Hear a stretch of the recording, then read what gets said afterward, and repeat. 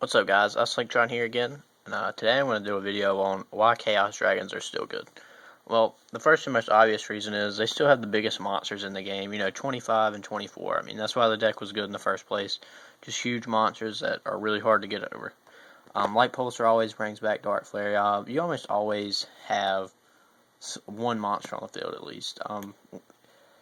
It's kind of hard to get going at first, but once you start get going is when the deck is really, really good and really explosive. Some bad things, it loses to D Prison and it loses to Bottomless unless you have like a really set up graveyard. Mermail's really fast. They start popping your Rykos or don't let you mill. If you don't draw into like Card Trooper or Lila against that, it's really hard. Um, some other good things are the Darkness Metal loop. You guys know how broken Darkness Metal is with Light Pulsar. And not just Light Pulsar, you can really push your game with Red Eyes Darkness Metal just by bringing back a Dark Flare, so that's really good.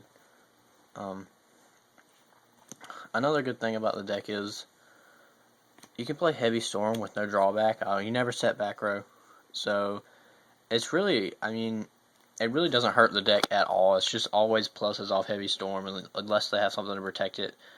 But other than that, Heavy Storm is just automatic pluses in this deck, which is amazing. You can main Max C. I actually played 3 Max C. If you haven't checked out the deck profile, go check it out. I explain a lot why Max C is good in that.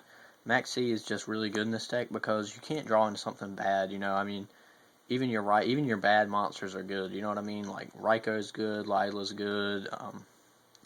Anything you draw into will help in this deck. You always have hand advantage because you don't have no back row, so you always have really good hands. It sets you up for your OTKs. Max C is just ridiculously good in this deck, and it's not bad against anything. I guess Macro Rabbit's probably like the worst thing, or like some kind of anti-meta stuff, but other than that, Max C is just really, really good in this deck. Tragodia, ignore the Dark Armed. Tragodia, really good. He's really, really good in this deck because I'm telling you, if you're playing the deck right, you always have 5 to 6 cards in your hand, and you have every level in this deck. You have 6, 5, 7s, 4s, 3s. You have everything you need to use Tragodia's effect really well. He's huge. You can sit on him for a while if you need to. Just a really, really good card this format and really, really good in this deck. I guess we'll go ahead and do the Dark Arm that you guys didn't see. Dark Arm Dragon is so easy to set up in this deck, especially if you mill Eclipse Wyvern early in the game. And can banish him and then banish your Wyvern, add Dark Arm to hand. But even if you draw in a Dark Arm, he's still really easy to set up because Dark Flare lets you also. A lot of people forget about his effect.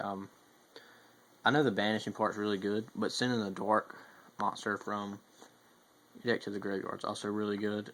Setup plays for Dark Arm. Dark Arm's really good. Obviously a win condition, and I don't think there's a deck easier to get him out.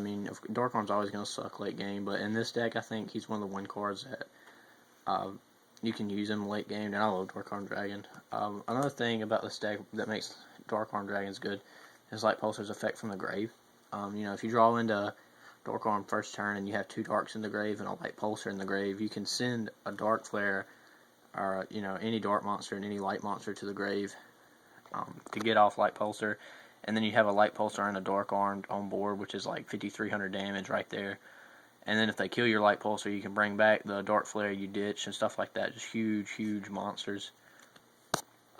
Another good thing about it is, you guys know, there's not a deck that's easier to get BLS out than this deck. It sucks when you mill him, because BLS can just change the game completely.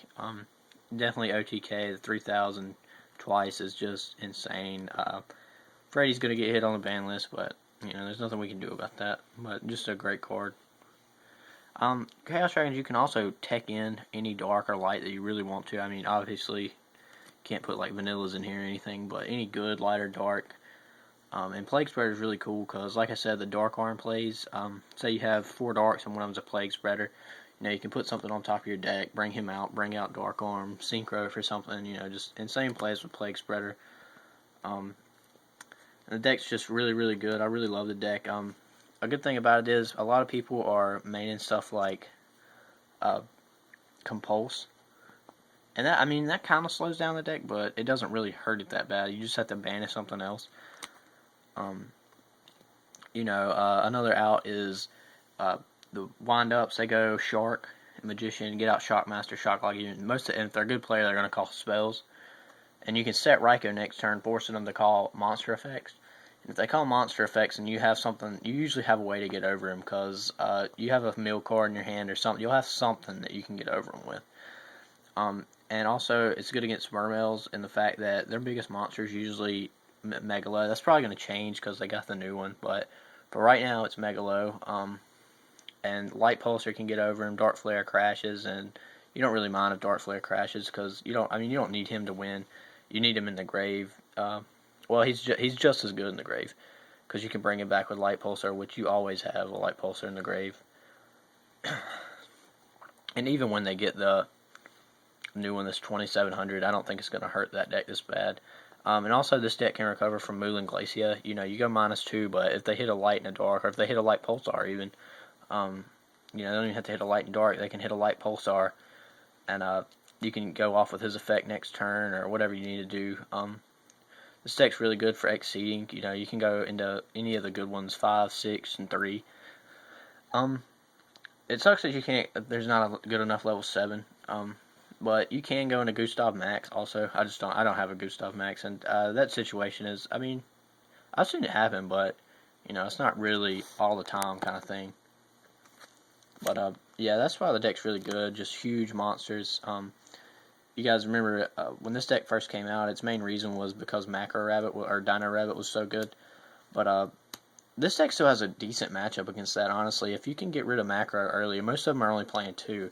So, hold on to your MSTs if you know they're playing Rabbit. Don't just blind MST when you know you're playing against Rabbits. Wait for the Macro. Use your Raikou smart, use your Lila smart, and you should be able to win that game.